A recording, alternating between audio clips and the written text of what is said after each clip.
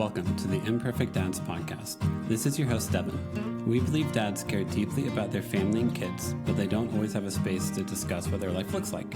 Our podcast is a space for dads to discuss the ups and downs of fatherhood and how they feel like they're holding it together or how they're not. Thank you for joining us for this episode. This podcast is part of the Never a Face Network. Make sure to follow them on Instagram or go to the website neverafacenetwork.com. On this episode, we have on Jonny Phillips. Jonny has been the drummer for the band Limbeck for over 20 years and currently works for the National Addiction Specialist and hosts the podcast Breaking Down Addictions. I talked to Jonny about his family wanting to move closer to water, being a fan of all Milwaukee sports teams, making sure he's around physically for his family, playing shows and going out feels different when you have a kid, the daily rhythms him and his wife get to do with their kid, his love of golf, getting sober, what sobriety means to him, enjoying this phase of life, and how he started his podcast, Breaking Down Addictions, and the power of sharing your story. This is episode 250 for me, and holy crap, that's pretty cool. I thought Jonny's episode was a perfect example of what type of guests are normally on this podcast. Talk to a lot of dads who are involved in music, recovery, and can't believe they have a family and get to live the life that they have. So Jonny, thanks for sharing your story. Thanks for being a good hang. Just like one more thing. Dad, just start the episode. Oh, my bad. Hey, Jonny, welcome to an episode of the Imperfect Dads. I appreciate it. Thanks for having me, Devin. We were just talking about just food preferences and stuff like that. One of my least favorite things about getting older is realizing foods and stuff you can no longer drink because your body just hates you every time you do it. Stevia gives me awful headaches. So anytime I try to do no sugar, no sweetener, stuff like that, it's almost always sweetened by stevia. And so I'm at the grocery store at Whole Foods and they're like, try this. And I'm like, does it have stevia? And they're like, I don't know if it has stevia. And I'm like, I'm going to have a headache for the next 2 days if I have stevia. And then I'm like, I've now become that person. I'm the person reading the labels for stevia extracts. So it's great. I love getting older. I don't like stevia. I just don't like the taste. Yeah. It doesn't give me a headache or anything. Yeah. My wife does stevia in her coffee every day. Yeah. Multiple times a day. And I've accidentally taken a sip of her coffee and I'm like, ugh. Just that artificial flavor. I don't really like it. Yep. I'm just just give me the regular sugar. Give me I'll take the diabetes that comes with it. Let's just do that instead. That's better for me. Yes. I'm trying to watch that these days. Really? Also, I like your Nashville Soccer Club jersey Thank you. back there. Yes. We used to have, my wife used to have season tickets. I think she got in early, right when Geodis was happening, and she got in early to the season tickets. Yeah. They were club level, almost by the spirit section. Yeah. So it was very loud, but super cool. And we got to the point once we had Carter, we just could go less and less. And we figured this is a big cost. And if we couldn't make the match, she would just resell them and typically get her money back, but sometimes lose money. Mm-hmm. Yep. I don't know how much this makes sense anymore. So then now we just go whenever we can. Yep. That makes sense. It was I think by the time they had opened the stadium, I think it was 2022. So we had 3 kids and my youngest was 1. So that was I did a season ticket for 3 years and one of my best friends from high school also did a season ticket and they're next to each other. So that was my way and as a stay-at-home parent, that was my way to get out of the house, be guaranteed I had an activity. Because as you know, you start to be like, I should see a friend. And then you're like, so in 3 months is whenever that's going to happen. Unless you have a standing thing you do every single. My friends and I didn't have to schedule the hangout. It was like, hey, here's the next game. Can you make it? And that was about it. Perfect. Also, I'm from Milwaukee, Wisconsin originally. So I'm a huge Wisconsin sports everything fan. Okay. And Giannis Antetokounmpo from Milwaukee Bucks, I think he's a small share or part owner. Mm-hmm. Yep. Yeah. Yeah, so we won't talk about the Pacers beating them in the postseason 2 years in a row or anything like that. Is that totally brutal? But we got our championship. You did 50 years later, of course. But Giannis and co made it happen. I lost my shit. Did you really? Full on. I watched every playoff game. Mm-hmm. It was super exciting because I want to say it was still not even a year into COVID at that point. And so I would have people over from work and we watch them and I'd cook out. And dude, it was so exciting. Mm-hmm. So exciting. And now we just need the Brewers to get a World Series. That's right. Yeah. Have they ever won a World Series? We have not. Okay. Okay. Yeah. We're an expansion team. Yeah. As the Milwaukee Braves Okay. at the very beginning, and then now the Milwaukee Brewers. But we were in the series, I believe, versus, if I remember correctly, in 1982 versus the Cardinals, Mm-hmm. and we ended up losing. Okay. Okay. So the Cardinals have been a thorn in our side for many decades. Yes. I think they're a thorn in, well, not lately. There's a good run where they were in like definitely the 2010s. I feel like they were a menace to everyone. It was either them or the San Francisco Giants, like every year making the World Series. Mm-hmm. Yeah. Yeah, but it's exciting right now. I mean, we're basically our record is second or third in all of baseball.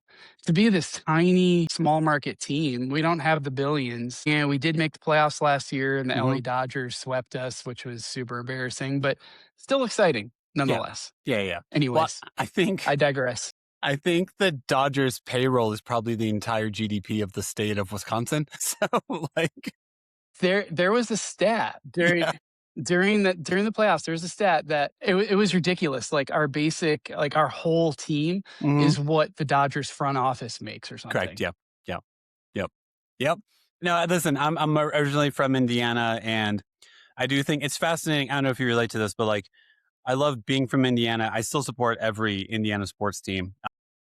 Pacers, Colts, like everyone, I'm all in. But like, I still have no desire to move back to Indiana. So it's funny to me to be like a massive fan of all the sports teams, but be like, would you ever live there? And I'm like, I'm good. So yeah, I've held on to the allegiance since I was like, since 2006, I guess is whenever I left Indiana. So yeah. No, that's cool. Yeah. I get it though. I lived in Wisconsin for almost 36 years, Mm-hmm. and I love all the sports teams. I love it there. I just don't think I could move back now after moving to Nashville, and I don't know where my wife and baby will end up, but hopefully it's not Nashville forever. Mm-hmm. Yeah. We really want to live by the ocean someday. Okay. Yeah. What makes you like the ocean so much? Well, California in general, I've always wanted to live there since I was a little kid. Okay.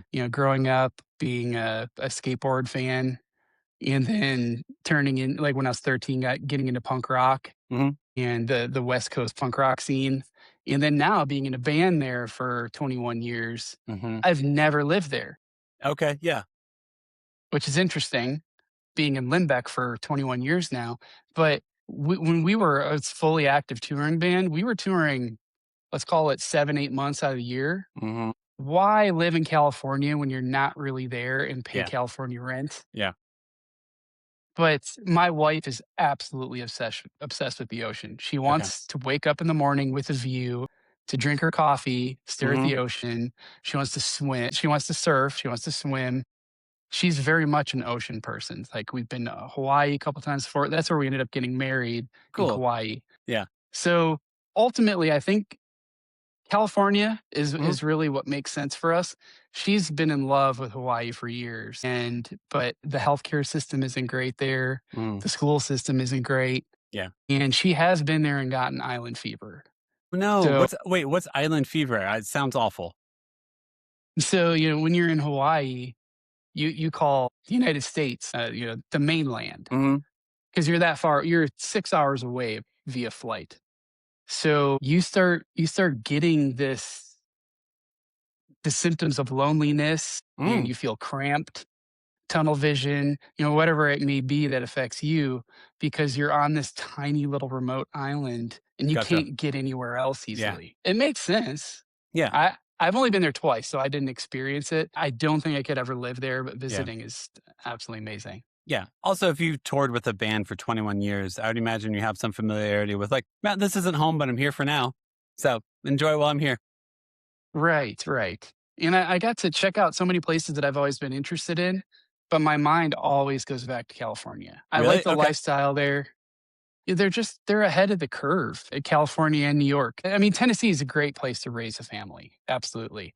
The school systems here are absolutely amazing. Williamson County is like the third top school systems in the nation. And that's where my wife grew up, in Brentwood. Okay. Yeah. So she's from that area. Yeah. She knows, but I think at some point we're just going to have to spread our wings and fly.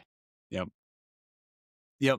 What's okay, so why we are able to do the move is because my wife has worked remotely for like a decade now. And I've been the primary parent since 2019 or so. So for us to move, it wasn't like let's find a job first or anything like that. It was like our choice, which is also an interesting thing to be like, hey, let's uproot our life and leave because we want this. Like you ask yourself for years, like, do we really? Like, that's a lot. Like, should we do that? So why do you feel like, as of right now, why do you feel like you guys are still sticking around as opposed to, maybe chasing that dream or seeing what comes with it? It's typically, and it's not really work Hmm. because I work in recovery. I help people get off of drugs and alcohol. That work could be done in any city, any state, any country. Yes. It's addiction is something that affects everybody Hmm. everywhere. So, and then my wife is a real estate developer, so she could do that anywhere as well. Okay. So her parents are here. My mom moved here from Wisconsin 3 years Yeah. ago. So it's really like we're here for our parents, Hmm. and my job is great actually. I don't ever want to lose my job. Yeah. So it's just kind of like not like we want something to happen to our parents at Hmm. all either, but it's all kind of a glue that's holding us here. Yeah. And being here is not terrible. No, it's not. It's not at all. Yeah. I, The I the summers are brutal. They are brutal. It is, and Yeah. it's the mosquitoes, the humidity. You try to go outside. I will give Nashville a lot of credit for they have really upped their playground game. Like they've been doing new playgrounds, replacing playgrounds like over the past 4 years, where like the playgrounds now there are like brand new. They've been refreshed and like are awesome. We're finding that. So we have a playground in our neighborhood. It's just like a 3-minute walk, Hmm. but we actually went to a few different ones lately, and we like that there's so many different options around Hmm. here. And then she gets to play with other kids. We want that experience. But also, we played golf on Saturday, and it said it was like 85 degrees or something like that, but Hmm. the humidity was 76%. God, So it wasn't even June, and it yeah, said it felt like almost 90. yeah, And, man, I would love a yeah. change at some point. So part of us moving out here, and so we moved out here in 2024. In 2023, we spent a month out here, just renting an Airbnb to be like, all right, are we talking this up too much? Do we actually like this? Like, how's this going to work out? And like, I don't think we sweat for the entire month we were out here. And like driving back, we stopped in St. Louis and like went to the zoo because the zoo in St. Louis is awesome. And like just parking the car and walking to the entrance of the zoo, I felt like I needed to change my shirt. Just like being back in humidity, all the back sweat, all like the, did I even put on deodorant today feelings? And I'm just like, oh, if I didn't have to do, oh, that'd be really nice. Like it's very natural. If you've spent much time in California, I'm sure it's the same, but like it's just easy to be outside. You're outside and you don't even think about it. We're like in the South or Midwest, Right. you're outside and you're just like, oh my God, how do I get inside? This is so sticky. It's so much. Totally. Hey, by the way, how was the altitude adjustment for y'all when you moved? I feel like it was good. I feel like our kids adjusted well, but I genuinely don't know. And the few times we've like gone out of state and come back, I feel like you just drink more water and just know it might be there and take it seriously. So Mhm. Well, I have gotten altitude sickness before. I think part of it might have been attributed to drinking alcohol as well, which I haven't done in 14 years. nice. But I've been Congrats. back in the mountains since then. Thank Yeah. you. I've been in the mountains since then. It's really like Flagstaff. I Hmm. want to say that's more at like 8,500 feet. Yeah, I that's remember high. playing a show there, and I was struggling. Yeah. Yep. Well, even like Red Rock. So where I'm at is like 5,400 is kind of like pretty much where elevation is. And I know if you actually go to Red Rocks, it's at 6,200 or 6,400. So like it's a legitimate increase. And like even I living out here full time, like walking up the hill to get or walking up the steps of Red Rocks is like, holy shit, this is a lot. So like no matter I what, bet. it's still, if you go up to like Breckenridge or Frisco area, that's still like 9,000 feet above sea level. So like, it's like that level. Yeah, man, you feel that. That's intense. Okay. Well, I'm glad it didn't affect you guys very much. Now that I know of, or I just ignored it. I don't know. Yeah, yeah, yeah. Do you Uh, still play in Limbeck, or are you still part of the band? I am, yeah. So, which is a little confusing because they just did some shows at the format Hmm. and they were all acoustic. Yeah. But the format having them on as openers, they requested that they were acoustic. Okay. It's less harsher sound for the audience. Yeah. They could save their ears. less gear Mm-hmm. to deal with on the stage, changeover. Yeah. So I want to say it was 9 or 10 dates, Mm-hmm. all acoustic. And then Rob is on tour right now doing an acoustic tour. I think he has something like 9 or 10 dates again. Nice. So Yeah. he's a touring machine. We haven't played a full band show since last May. So Okay. it's been over a year. Yeah. You were, just so you know, in Denver, you were replaced with a drum machine for like 2 or 3 songs. So you were I replaced noticed by a that. machine, and it's, AI comes for everyone apparently. So I'm really sorry that happened to you. Oh, when I saw clips of them using it, I'm like, Mhm. that's kind of fun. They added Yeah. a little bit of different elements to make Mm-hmm. the acoustic set a little more interesting. Yeah. And Pat and Rob, when they took the tour, they felt so bad too. Yeah. And we have a group thread and we text pretty much every day in it Okay. still. And it was something effective like, hey, the format offered us these shows. It's only acoustic. Do you guys Yeah. mind? And Justin and I were like, dude, Yeah. Go of do that. Yeah. course Of not. course. Like, Yeah. go live your life and have fun with your Yeah. friends. And at some point, if you want to play some shows with us, we're here. Yes. But at the same time, Carter's only 2.5, Yeah. and I'm grinding pretty hard at work. So I don't know if we would have gotten offered full band 9, 10 dates with travel times and Yeah. practice.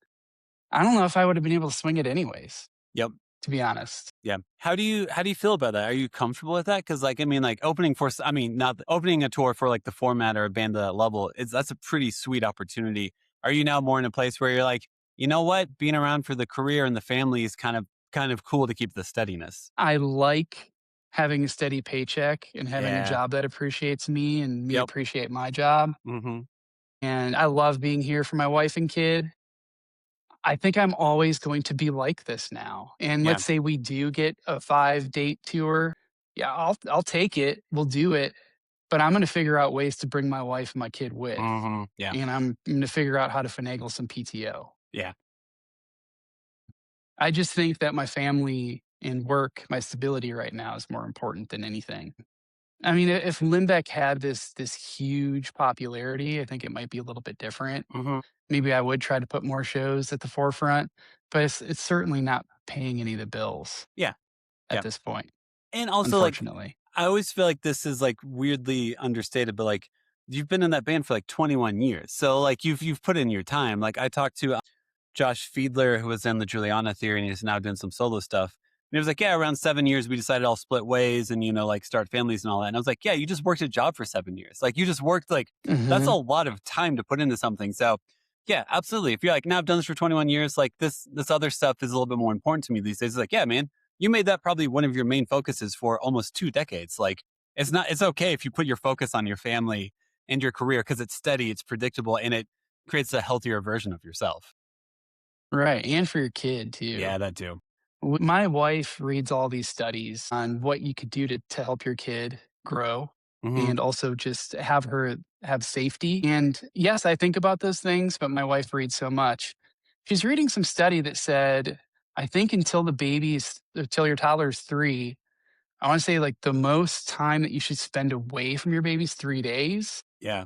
at a time, because their emotional state, the way that they can grow and learn, all of Yeah. that, I think gets curbed. Mm-hmm. So I hear. So I don't want to play with it either. Like I don't Yeah. want to experiment. Yeah. Right now, we have a solid family unit. I'm keeping it this way. And I think Limbeck is already talking about, we've been working on this new record for let's call it 5 years. We've been writing songs and loosely recording like at a snail's pace. Yeah. And this year we're going to finish recording everything. We made a goal. Mm-hmm. It doesn't mean 100% that we're going to finish recording everything this year, but maybe it'll be pretty close. I think it's a good goal to shoot for. Yeah. And I think next year we can have the album come out and then maybe play some shows, but maybe do weekends, Yeah. do fly-in weekends here and there. Mm-hmm. So, man, I'm super down with that, and that would be easy. And then Danielle and Carter can come with me too, Yeah. I think wherever we go. one thing I didn't realize whenever I became a parent, because I never thought about it as a child, is that your parents' physical presence can help you regulate yourself. Is not something that was ever, I didn't know that existed Bingo. until having a kid. And then, yeah, finding the studies, finding all the stuff like your physical presence matters. And like, oh, I never like, I'm sure that's what I felt whenever I was a kid of like, if my parents are around it, I physically feel different because of it in a positive way. But like my brain had never conceptualized that like my physical presence would make someone regulate themselves better. It was a whole identity that I did not even know I needed to explore or realize was like a positive thing I could bring to the table. Yeah, wow. I mean, thinking about that, I also don't wanna miss anything. Yeah, that too. You know, like, let's say I leave for 9 days plus practice, so let's say, like, 12 days and Yep. travel. Hmm. Let's say I leave for 12 days and Carter says something that she hasn't said before, and I just have to hear about it from my wife. Yeah. I would wanna be there. Yeah. So, like, my wife and I are such a unified unit that we pick up Carter every day from school. Hmm. Sometimes if Danielle's cooking dinner, then I'll go get Carter, and then the dinner will be done when we come home, but we hang out with her every night no matter what. Hmm. If there's a concert happening in town on a Wednesday, Thursday, whatever it is, we're not gonna go to that concert. It's like, I would say 1 event every 3 months. Yeah. Maybe Danielle will go to something, Yeah. real estate networking or something that she can't miss, Hmm. but we don't miss any time with Carter at night Yeah. during the week. Yeah. It's, like, non-negotiable. Do you consider yourself more of an extrovert or an introvert? Extroverted Yeah. times, like, 100. Okay. How do you feel like you've learned how to be as an extrovert? How have you learned how to be okay with like the quieter moments of life and missing out on like the big exciting things in life? How do you feel like you're dealing with that so far? When I was growing up, I always wanted kids. Yeah. I when I was drinking, I wasn't ready to be a Yeah. dad. So once I got sober, went back to college, moved down here, Hmm. met my wife, I was like, "Okay, boom, we're having a baby." Yeah. Yeah. And it happened. We did it. And all those years, I was like, when I have a baby, I'm going to slow down and Hmm. try to enjoy the moments. And so I'm sticking with that absolutely. Okay. And my dad worked a lot when I grew up. I mean, he was at work all the time. Yeah. Like he would work 70, 80 hours a week. Hmm. And I missed a lot of time with my dad, and he missed a lot of time with me. Yeah. I don't want that to happen. Yep. And also, so he tried to work so hard to create a really good life for us, a comfortable life, and then he ended up getting sick with cancer at 62, and he died at 63. I'm So sorry. he busted his ass. Yeah. Thank you so Yeah. much. Yeah. He busted his ass so hard to create this great life for us that he Yeah. missed all these moments. And to try to create this nest egg for Yeah. him to hopefully have old age didn't Yeah. happen. Yeah. So I also don't want to live like that either. No. And I've heard of that happening of like C-suite level people who work the highest level of positions at big corporations and everything, and they go to retire, yeah, 62, 63, and they find out they have cancer of some sort, or there's something like that, and the time they thought they were Mhm. gonna spend isn't there. Their runway's gone, and it just, for so many reasons, just hurts. It hurts to hear about that. I mean, I for your dad's sake, honestly, I'm sorry that that was his reality because Thank you. some part of me wants to believe if you work for something, you should be able to enjoy what you worked for, and that's not always reality, and it fucking sucks. Totally. Totally. And don't get me wrong though, Devin, we try to get out whenever we can. Yeah, of course. Like, well, we really like to live a life of going out for a fancy dinner and Mhm. dressing up. We love to take little vacations. We do still go to shows. I love going to the movies, which Yeah, my wife could kind of take it or leave it, but we'll find something interesting and just getting out to a movie theater and chilling out and eating popcorn. yeah, That is like so my wheelhouse. okay.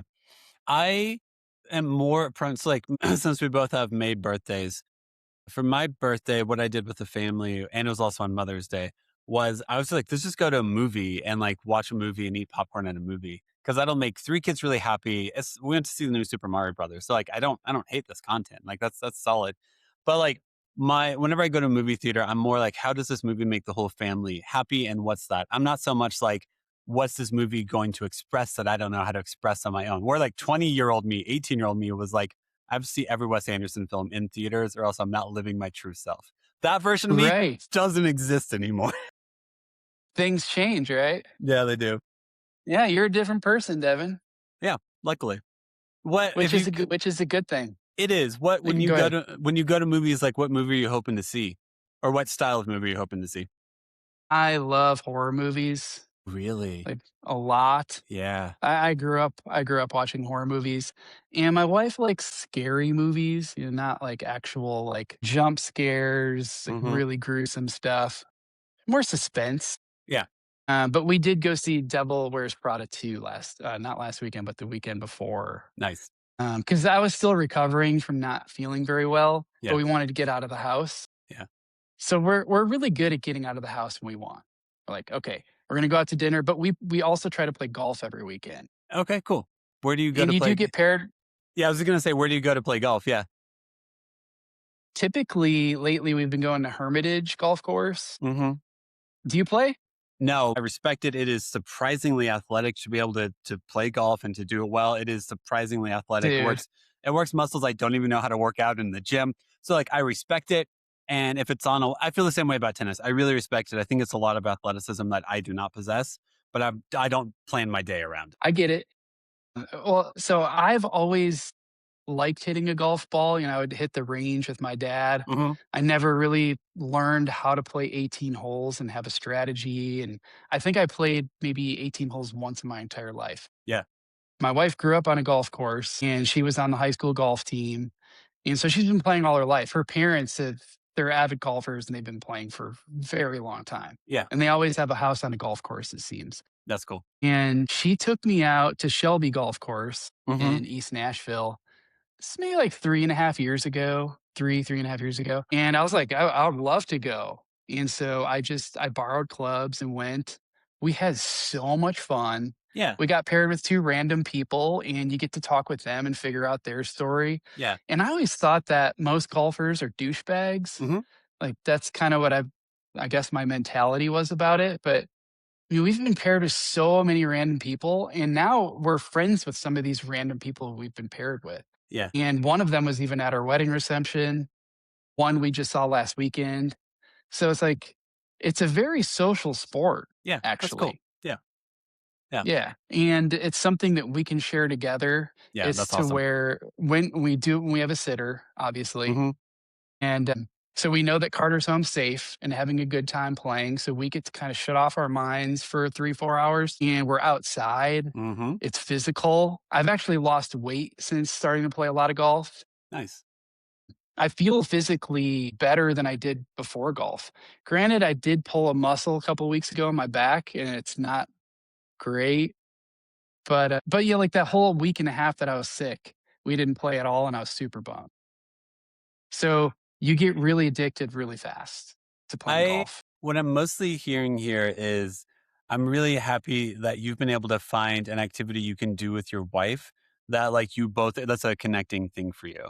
Cause that's awesome that you guys can go spend, I'm assuming like 2 to 3 hours on the golf course or something like that and like do it together. Cause most of the time, whenever I think of golf, it's thinking of like, all right, the man goes on a Saturday morning, comes back hungover at like 3 p.m. in the afternoon after being in the sun all day. Maybe by Sunday tomorrow afternoon, he'll be back. He'll be able to like help out around the house. So like Be that's useful. it'd be useful in any way. So like if you can make it a thing in which your kid gets time with the sitter, you guys, it's a day-long date for you guys almost. Like that's so cool. That makes me very happy for you in your relationship. Thank you. Man, I love it. And for my birthday, she just bought me new irons. Nice. So it's like we buy each other clubs as presents Yeah. now. And also her parents own a house in Florida and they kind of snowbird. Yeah. So when they're not in Florida, we typically stay at their house. Okay. And they have a golf cart in their garage and we can use their Dude. clubs. So even when we travel and go to Florida, we go play. And then typically those courses are on the water. Yeah. So you're playing like 3 holes. You're fucking looking at the ocean. Isn't that It's bad? like, this is Yeah. so cool. Yeah. I've Granted, thought, it's hot, but yeah, I've thought casually about wanting to get into it out here just because your backdrop is the mountains. Like I'll drive by golf dude, courses in which the backdrop is mountains. And I'm like, so you guys are just outside for a couple hours hanging out and like looking at mountains while you do an activity. I get that. that sounds I get that. I get insane. that. I get that. That's not bad. That's not bad. Well, if you ever get into it Yes. and you start playing in Denver, Yeah. Yeah. I will come for like a couple days and Okay. we will play golf and we'll have so much fun. We will. But no pressure. None. No None pressure at all. whatsoever. None whatsoever. I mean, listen, schedules are busy. Life is busy. How's it? Okay. I also feel like part of being on a golf course is drinking usually. And I know you just said you've been sober for 14 years. You work with addiction people. Addiction is part of your job. Right. How do you and your wife, like, what do you replace that with? If you aren't drinking on the golf course, like, what do you do instead? Because that's a very big part of golfing in my mind. A lot of Diet Coke. Okay. Coke Zero, Diet Coke. We of course, I'm drinking an L8 that's zero sugar. Yeah. We try to watch our sugar intake, so it's usually like the Powerade Zero. Yeah. A lot of that. But then if it's hot, you drink so much water. I mean, you're Mhm. drinking, if you're out there for 3 or 4 hours and it's 90 plus degrees, Yep. you're drinking a lot of water. Yeah. But also coffee. Like coffee is also a very big golf thing. Okay. Cool. Have you But got? I'm glad you asked. Well, because it's whenever you get sober, which I don't drink a ton. I'll have like maybe 1 or 2 drinks in a month or something like that. So like if I go to a concert or something, like I'm more like the Boulder Theater up in Boulder, Colorado has kombucha on tap. And like I'm much more excited about that than getting a cocktail or something. And I'm like, all right, man, almost 40. Here we are. This is who you are now, man. So where I go get my haircut is at on Gallatin, Scouts. Oh, yeah. In East Nashville. They have kombucha on tap there. And so I was like, the guy that does my hair, Victor, I wouldn't go to anybody else. But let's say he stops cutting hair, I would still go there because they have the kombucha on tap. Dude, any bar or anything that has kombucha on tap, all other bars in the world, take notice, man. It's good. Because it's awesome. It is. And also, you have this drink that kind of looks like a beer. Mm-hmm. And if there's anybody that looks at you weird or is questioning why aren't you drinking or something like that, which I never worry about those pressures anyway. Yeah.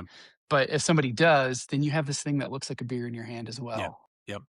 You do. But you're right, though. Golf is very heavy on the drinking. Like if you play a golf scramble, typically it's like it revolves around drinking the entire day. Yep. You're right. Yeah. Since you've been sober for 14 years, you already said that like getting off the road, getting sober, going back to school has made you feel like you're ready to become a dad a little bit more. What do you feel like sobriety, like how much does sobriety mean to you now that you are a father? Like how do you view sobriety different now that you are a dad and you have a kid to take care of? So it seems like every year or every couple of years, my recovery changes. I have to do different things. Yeah. Crazy things happen in your life. Like when my dad died, I had to look for more community. And then a year and a half later, COVID happened. So, they always say in recovery, addiction is the opposite of connection, which it totally makes sense. If you're addicted, you isolate, you push people away. Otherwise, if you have somebody with healthy boundaries in your life and you're deep in addiction, hopefully they hold those boundaries and they push you away because they don't want to enable you. My life has changed every year, 2 years, 3 years, whatever it is. I've had to find new things to keep myself preoccupied, happy, creative, growing. So it's like, if you keep doing the same thing, you're going to get the same results. So let's say if I do the same thing in recovery for 7 years and I'm just miserable, you have to go back to the drawing board and be like, what am I missing here? What am I doing wrong? So when I met my wife, I was like, man, this is so exciting. I think I found somebody and I found a partner that I can have a baby with. And then when we had a child, I'm like, this is exactly why I got sober. If I never got sober, I would have never met my wife. I would have never had Carter. Yeah. So I show up for them in such a different way than I've ever shown up for my mom, my dad, my sister, my friends. It's something totally otherworldly, and I'm sure that you can understand that. It's like I don't spend money on stupid shit anymore. I used to like obsessively buy records. Of course, I buy a lot of clothes and I play golf now. Yeah. But it's like you start thinking about like, okay, how can I save so I can have a very not cushiony life, but how can I save that I can have a life that I can share with my kid and my wife, and especially if I get blessed with old age, and be able to go on whatever vacation we want, be able to get my daughter whatever she wants. Like if she says, "Hey, Dad, I want a Ferrari," it's like I want to be able to try to make that happen. Yeah. Yeah. Like I want to get my daughter anything that she asks for. Yeah. But my long-winded answer here is I wouldn't be here talking to you right now if I were still drinking. And Even the last time I went to treatment, I was so bad that I had hepatitis of the liver, and I was just 2 Dude. days into being I was 2 days into being 33. So, essentially, I was 32 years old with hepatitis of the liver, and my doctor told me that if I left treatment and started drinking like that again, that I would have not seen 40. So, here I am at 47, Yeah. married with a baby and this super awesome career. Yeah. Everything has happened because I stopped drinking. Yeah. That's cool. Also, I really respect and appreciate your honesty and admitting that like it's different every year. Cause I think it is easy to assume like you got sober, you just stay sober. And it's like, no, you have to do daily work. It's daily decisions that keep you sober. And it does change every day, sometimes every hour, just depending on what life is throwing at you. Right. I remember this is maybe 5, 6 years ago. So I am at that point 8, 9 years sober. I was at a meeting, an AA meeting, and I remember I started having these feelings of like, man, I really don't like myself. Mm-hmm.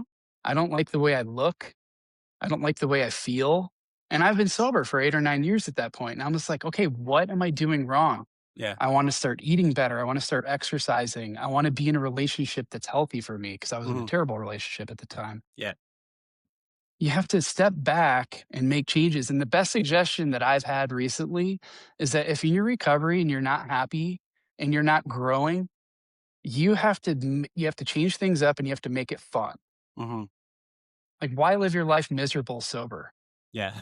It's dude, you're living the most healthy, awesome life, and you remember everything that's happening around you, and you're creating core memories like every other day, Yeah. and you're being your best self. No, that's awesome. I am. I always think of the Jason Isbell lyric of like, it gets easy, but it doesn't get easier as like one of my favorite lyrics ever to describe like, okay, I'm unhappy. I'm not growing. I'm not changing. Cool. The easy solution is to go figure out how to do that more, but that's not easy to do. So it's like these really simple solutions to the most complex problems you can possibly have. Right. What song is that from? That is, it gets easier. I think it's like the second to last song on Reunions. I will text it to you. Okay. So let I me really only know, the first sober album. What was Southeastern. Yes. Southeastern? Yeah. Yeah. Yeah. Like Yeah. the song Elephant. Brutal. Yeah. Yeah. So I never knew his stuff really. I knew that he was with the drive-through truckers and then got sober. But yeah, that record's really good. It is. Lyrically, it's like Yep. super intense. Yep. Also, this is an extreme parent move right now. I literally just texted you the song on Spotify because I know if I don't do Thank it in you. this exact moment, I won't do it for like 2 weeks. Good on you, mid-episode, dude. You Mid can episode, multitask. sometimes. Yeah. I do want to, Mhm. before we like wrap up and ask you like 5 fun questions to end out the episode, I do want to ask you about like your podcast that you're doing because I know that's involved with your job and your career and everything, and you're sharing stories of people who have gotten sober and what their experience has been like. And all those stories I think are beautiful and very much worth sharing. Thank you. Yeah, the podcast is called Breaking Down Addiction, and I started it through my job, which my work is called National Addiction Specialists. So they basically wanted a podcast to have people on to talk about recovery and addiction. And so they just told me, they're like, hey, start a podcast. You can call it whatever you want. You can have whatever guests you want. And they gave me a bunch of money to build a room there at work. Nice. So I was just like, I'm going to take the ball and run with it. And I never wanted to start a podcast and be a host, Mm-hmm. but I kind of was like, I could figure this out. And so here we are. I think we have 16 episodes out and we have Yeah. almost 30 recorded. Nice. And we don't have any plans stopping. We've got about 1,000 YouTube subscribers at this point. Nice. And so it keeps growing and it just started. Yeah. But what we're doing is we're having people on that are in long-term recovery and talking about their story of experience, strength, and hope. And they basically talk about how they started using, why, when they got sober, what tools are working for them today, how did their recovery ebb and flow, and then also how they help people today. Because it's always of being service and helping another alcoholic or addict. And I've been just so blessed to have this show where I get to talk to these amazing people and have them trust me with their story. And I've had multiple episodes already where I'm just like, I'm crying in the middle of the episode because they're just Yeah. pouring their heart out. Yeah. And then I get to interject and kind of tell a little bit of my story here and there, which is really fun too. And they'll ask me questions about my recovery. Mhm. But we want to try to have people that are therapists, doctors. We want to talk about all aspects. So even if somebody's not in recovery Mhm. and they have experience with a family member, or they work in treatment, or they've helped somebody once in their life, whatever they want to talk about addiction recovery wise, we want to talk about it. Yeah. What is your favorite, let's say, kids learning special or Mm. songs to dance to? Like, what's blown your mind? Yeah, I mean, Danny Go is working really well with my kids right now. Even my like 8-year-old will dance to them, and I think they've got a really good blend of imagination and activity to it. That's really it's. I think kids' music is actually extremely hard in my mind because you have to simplify it and somehow not make it overly repetitive or boring at the same time, and that's got to be so freaking hard to do because like. There's a definite format. Like if I listen to a Danny Go song, I know like the story arc of what like the song will be, but it's never that boring. I feel like he puts enough twists on it where it like keeps your kid entertained the entire time. And that is such a fascinating Totally. skill set to have that I do not. Yeah, I talked to Agree. a guy, his name is Mr. Jeff, or he's like goes by the name of like Mr. Jeff is fun. He does kids music. And he was like, okay, for this part of the song, I'm gonna do motor skills. I'm gonna do like wave your hands, like do like I'm gonna focus on fine motor skills for this verse. And then the next verse, I'm gonna focus on like your mental health, basically, like how are you feeling? And I'm like, yeah, I've never actually thought of like the story arc of kids. Oh, interesting. I guess for some of you guys, you are doing very intentional. Like, okay, this we're gonna focus on working your legs. Next one, I'm gonna have you focus on working your arms. Next verse is gonna be like head movement and neck movement. And I'm like, that's actually really cool. If I break it down into that structure, this music is much easier for me to listen to because I'm aware of what you're actually doing. Totally. No, man, I'm so stoked on everything that my kid has Yeah, to learn from because it's exciting. Have you heard Lori Berkner I know who she is. I haven't before? listened to her a lot. She's like one of my, I mean, she covers nursery rhymes sometimes, but she Yeah. writes her own kid songs. And she's kind of like the pinnacle of the kid Okay. songs for Okay. me. Have you listened to? Do you know who Justin Roberts is for kids music? Mm-mm. Okay, so Justin Roberts is based out of Chicago area. He's awesome. The way I've described him before, he's genuinely like a really good musician, acoustic driven with really good instrumentation around him and everything. Justin Roberts is fantastic. Another one, I'll just send you later, like the playlist I made for kids music is Jim Roach. So Jim Roach it's this really ridiculous story of he has been in a band, like writing music for, he's a producer who lives down in Franklin or Brentwood area. Has been in a band writing music for, they're called Ninja Sex Party. They're this ridiculous like joke band. His buddy Brian lives out in LA. They have a kids band called Go Banana Go, where they've done an album with Flula Borg, if you know who Flula Borg is. No. He's a German comedian and he's just ridiculous. Like he's been on Conan a lot. He's very like ridiculous and full of nonsense. But I like their music a Okay. lot. But they also do a lot of like they have this one song called Petting Zoo, where it's like Brian's daughter being like, "Can I pet the duh? Can I pet the meh?" And like filling in the blank for the animal. And there's like, "Yes, you're at a petting zoo." And then the last verse is her being like, the last verse is, "Can I pet the lion?" And it's like, "No!" So it's like two verses of "Can I pet this? Can I pet this?" And him just like as the song goes on, getting more and more exasperated. He'd be like, "Yeah, of course, we're at a freaking petting zoo." And then the last line is, "Can I pet the lion?" And he's like, "No!" And he's like, so it's they play very well in those songs. So I can't wait to hear it. yes, Wow. That sounds amazing. yes, Man, just the amount of content that's on the internet now for kids, the good stuff yes, is unbelievable. yeah, Tools for them to learn. yeah, is awesome and fantastic. Do you know who like? Have you ever heard of Megaran? Mm-mm. Megaran's a guy he's from Philly, but now lives in Arizona. He does like rap music for kids. That's like very self-affirming and like fantastic. He's a foster dad. He was a foster parent and then adopted his son. So he's a dad through that method, which is also awesome. Did you ever listen to, Super cool. do you know who the Terrible Twos are? Are you familiar with the Terrible Twos? No. Do you know Matt Pryor from the Get Up Kids? Yeah, of Yeah, course. it's his kids band that he did in the early aughts. Oh, that's cool. Yes. Wow. So that one's awesome.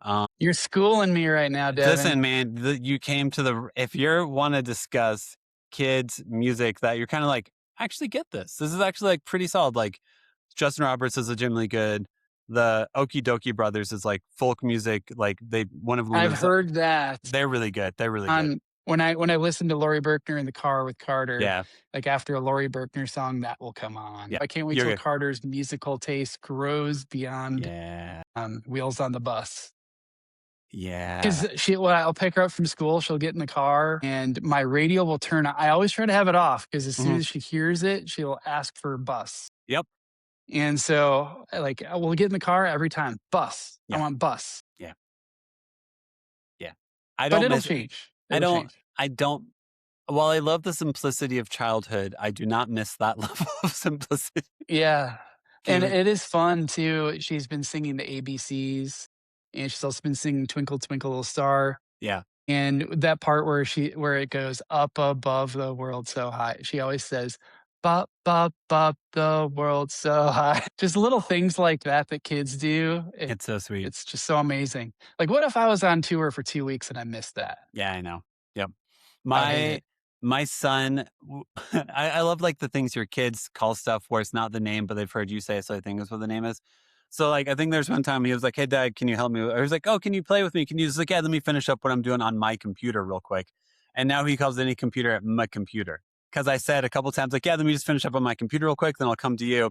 And he was like, "Yeah, that's." So I was like, "Oh, you're on my computer," and I'm like, I'm not going to change this because it's so freaking adorable. But it's not a computer. So it's cute. It's my computer because computer. I must have said like, "Yeah, man, let me just grab my computer real quick. Yeah, let me grab computer." So it is. I've never said computer without saying "my" in front of it. So like, he's just made the assumption that that's what it's called, and that's pretty freaking cute. That just melted my heart. So cute. It is Kids so are the cute. best. They are the best. Jonny, how I finish every episode is ask every guest a series of 5 questions. They're rapid fire. Let's go. You got time to think about them. It's not rapid, so you're good. First question is: did you have any backup names for your daughter? Is there anything you almost named her? Yeah. We really like the name Fleur. Fleur, flower. Yeah. But then we just thought it would throw so many people off. Yeah. Like we would say her name's Fleur, and then we'd have to say it like 3 more times. You would. And we liked Carter right off the bat, so we didn't know if right when we knew we were pregnant, we didn't know if it was a boy or girl. We said Carter. We're like, man, if it's a girl or a boy, we really good. like Carter. But we did like it more as a girl's name. But I think Fleur and Carter were the 2 front runners. It's also a character from some show that my wife was watching. Shit, I can't remember. It's a Netflix show. But yeah, Fleur was one of the characters, and that's where she kept hearing it in the show, and she's like, "Oh, it's really sweet." It is a really pretty name, but it is giving your child a lifetime of people being like, "Floor?" And you're like, "No, Fleur." And you're like, "Floor?" Yeah. No, Fleur. And you're like, "I can't. Why did I do this to my kid?" Danielle's dad, Carter's grandpa, he when they came into the hospital the second day after we had her, Carter was making these little birdie noises, like little chirp noises. Yeah. When she's just a day old. Yeah. And he was like, "Chirp." He goes, "We should call her Chirp." And her initials are CCRP. Okay. So it's Chirp. And Danielle's like, "I really like that." And I was like, it took me a second, but I'm like, "Yeah, that's kind of cute." Yeah. And then for a while, we all called her Chirpy. Okay. Or Chirp. I thought you meant as like her legal name, not as a nickname. I no, thought you were like, no, as a nickname. And I was like, don't do that to your kid. We were also thinking about Apple or Blanket. Yeah, there you go. It's like, does she have something to say? Is she going to chirp in here? It's like, yeah, okay, cool. That's going to be her entire life. I should have noted that it was a nickname. Okay, that's good. That's just, listen, for a second there, I thought you were saying like, you know what? Forget Carter, forget Fleur. Let's do Chirp. And I'm like, I try not to be judgmental on this podcast, but I'm judging that as a legal first name. No, here we are. We're back at square one. That's right. Okay. Second question. Do you have a favorite TV or movie dad, or one that comes to mind whenever I ask that question? This is not my favorite movie dad because he's a great parent. Mm-hmm. But Jack Arnold from The Wonder Years. Yeah. Did you ever watch The Wonder Years? Yeah. Jack Arnold, the dad, I just thought he was so epic, man. Yeah. He's hilarious. There's that one episode where his wife gets into pottery making and sculpture making, and she makes an ashtray that looks like it can hold like 100 cigarettes. Do you remember that episode? I watched it whenever I was really young. So I have like some memory flashes that come with it, but not a lot. Yeah, it's referencing that why like housewives in the 60s, 50s, 60s, 70s, 80s, whatever, they're bored and they wanted to try to make purpose for themselves. Yes. And so she's trying to create and be artistic, but really it leads her to not get groceries and they're out of Pepsi. Yeah. And there's that line where he's like, damn it, this family doesn't need an ashtray made for 100 people. It needs Pepsi. And I just thought it was so funny. You know, it's just like this typical late 50s asshole dad. Yeah. Or I mean, I think it was 60s because they talk about the Vietnam War. Okay. Yeah. But I would say favorite TV dad, John Goodman from Roseanne is coming to mind. Yep. I thought he was always solid. Yeah. What about you? Okay, I mean, like the ultimate standard is always Bluey, is Bandit from Bluey, like that cartoon dog. No one can be better than that. I do this more of like, what do I think of first when I hear that question? And Homer Simpson, because I grew up on The Simpsons. So like Homer Simpson is always what I think of. But I guess like he has no characteristics of fatherhood I would ever want to embody. Totally, like, at but it's all. hilarious. But it's hilarious. So yeah. You know who else comes to mind? Who? Actually, you know, I want to say number one TV dad ever is Jack from Modern Family. Do you mean like Ed O'Neill's character, No, or do you mean Phil? the one that died? Phil? No, not Phil. Sorry, not Modern Family. The Mandy Moore show one. This Is Us. This Is Us. Thank you. Yeah. And isn't his name Jack? Mustache. The character's name is Jack. Milo. I can't think of that's the actor's name. Yes, Jack from This Is Us, who dies in the fire while trying to rescue the dog. That's the ultimate dad. Yep. Okay. I've talked to some people about how like the 2010s and like early 2020s like redefined TV dads. Because before, bumbling buffoon, idiot, drunk, screaming at everyone, ruins the mood. And then like somewhere in the 2010s, like Friday Night Lights and Modern Family had these dads who were like, oh, that's an actual real dad. Like that's not a caricature of someone. That's like an actual dad that exists in the world. Huh. Dude, Coach Eric Taylor from Friday Night Lights. Yeah, man. Yeah. Well, and like I think that might be the same creator as This Is Us. I'm not sure. I'll have to I'll fact check myself. But like, man, Eric Taylor is such a fucking dude. Well, because I think the thing they focused on the most is his responsibility to community. Like, because he wasn't just there to coach a football team. He wasn't there just to coach high school kids. He was there to try to make to be someone who the community could rely on and look up to. And that's like an aspect of fatherhood, being part, like, because I can be a good version of myself, sure. But if I'm not in community with it, who the fuck cares? So like I think it brought, I know how to be healthy and isolated. That's not really healthy though. But you know, like it's great to be something, but if you can be something in community with other people and lift other people with you, I think that's the point. So more examples of that, please. Yes, absolutely. Doing things for the community, but also like making good men because girls, I think it's clinically proven that girls mature faster than boys. Yeah. And I matured like 15 years slower than my wife did. So making better young men, I think should be priority number one, because that's, I think, the root of a lot of danger in society. Yep.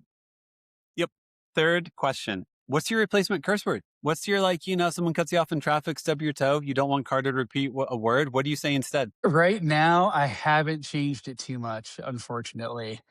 Like I'll say shit. And so we were on the playground, this maybe 2 weeks ago, and I found somebody left behind I found this little plastic squirt gun on the playground, and she took the little white piece to fill the water, and I pushed it back in, and it cut my finger because it that's broke. Brutal. Yeah. And I said, oh shit. And she goes, shit. And I'm like, I got to change these words that I'm saying. So be honest. I'm going to have to curb this really fast. You said, oh shit. She said, oh shit. And then you went, oh shit. But it's for a different reason. That's probably. Oh shit. Oh shit. Oh shit. So it's. Yeah. I lean into sound I need effects. to change it. Sound effects is what I lean into. Just being like, or something like that, more than saying the word. Because if I try. Yeah, because if I try to replace it, then I'm just like, no, just say the word. And I'm like, no, don't do that. Be better. Yeah. You're totally right. I need to start thinking about that more. Watch my potty mouth. It happens. Bad Next, dad. not really. The most common answer is you just still say the curse word. So trust me, you're not alone and still cursing. Okay. So there you go. Yeah, In good company. that's right. And then next question, second to last one. What's like favorite activity or toy to do with your kid? Lately, it always changes. Yes. But my favorite thing right now is Johnny Pops makes this watermelon popsicle. Yeah. Have you had those? I've had Johnny Pops, but not the watermelon one. Yeah. Yeah, the water, it even looks, it's like watermelon colored. Yeah. And Carter got really into them. And now she'll say, and she asks me this like 3 times a day. She'll say, Dada, I want a watermelon popsicle. Do you want some? Like she wants me to eat one with her. So even if I don't want one, I'm like, yes, Carter, That's I so would love cute. watermelon That's popsicle. so cute. So I had 2 of them yesterday. I didn't even want one, but doing that with her, Yeah. and then she'll eat it and take a bite and she'll be like, it's good. It's pretty good. So That's a good right popsicle. right now, that's my favorite thing. I assume how you actually get the dad bod isn't because you don't want your diet. It's because your kids have moments like that where like, do you want to eat this with me? Or you order them food out and they don't eat it. So then you eat the rest of it. So it's actually not like, it's those decisions that make you weirdly overweight is because you're just eating random food you didn't anticipate to. And You're a dumpster now. you're a dumpster. Yep. Yep. But besides that, like ultimately, my favorite thing to do with her is snuggle in bed. Mm-hmm. Like we'll just be watching, whatever, Miss Rachel on the TV or just zoning out, and she'll Yeah. just drape herself fully on me. Yeah. There's nothing better, dude. Yeah. Yeah. That's so sweet. And you have to be, not with any shame or guilt to be induced, but like you have to be physically around for that to happen. You have to actually be in the room for Totally. those moments to happen. So if you're able to Amen. and prioritize it, then that's great. And I'm glad you're in a place where you can. Thank you.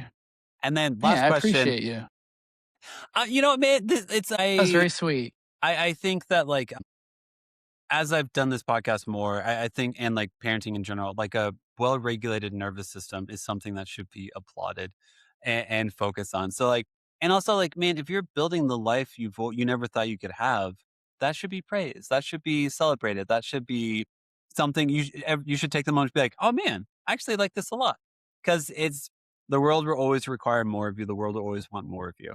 And so you have to find it within yourself to be like, man, I'm actually building something I'm proud of and I want to live here for a bit. Totally. So You'll never regret time with your wife or your kid. you won't. You won't. And then last question is what's like a moment of your daughter's life you're really excited to see her like enter into like any phase or anything like that where like, oh man, I can't wait until she becomes this or gets into this or anything like that. I can't wait till she starts playing sports. Really? And I know, or we're not going to force her into anything, but she already is showing athleticism and she's a really good dancer, Mhm. actually. Like she was showing signs of being a good dancer at like a year and a half Yeah. when she was just learning to stand. So, I mean, whatever it is, her doing ballet, we took her to 1 ballet class already. She loved it. So now every time she puts on a dress, she'll do this and kind of spin. That's so cute. So like if it's dancing, if it's softball, like whatever she's doing, I can't wait to spend the weekend going to Yeah. watch her have fun and be a teammate and be a sweet person out there learning Yep. something. Yeah. That's awesome. That's sweet. And then last thing for you is just like moment for self-promotion. So like if we want to follow you on Instagram, follow your podcast, like where do we find you? Where do we get to know you a little bit better, Yeah, come to Instagram. My handle is Pizza Party 43. And my podcast is called Breaking Down Addiction. And you can find it wherever you find podcasts, YouTube, everywhere you stream. I would love for you to check it out. And if anybody ever has any questions on a friend, family member, spouse wanting to get sober, please get at me. I have resources all over the United States. And if I don't have an exact resource where you need one, I will get in touch with somebody that does, and help is available. And whatever dad out there is doing what you're doing and being present with your kid, I'm proud of you. And it's a beautiful life. Yeah, it is. Thanks for doing an episode. Thanks for talking to me. Thanks for trusting me with your love of your family so I can share it. I really appreciate it. No, dude, my pleasure. Thank you, bud. Perfect. I'll see you next time. Good. Talk to you later. Bye.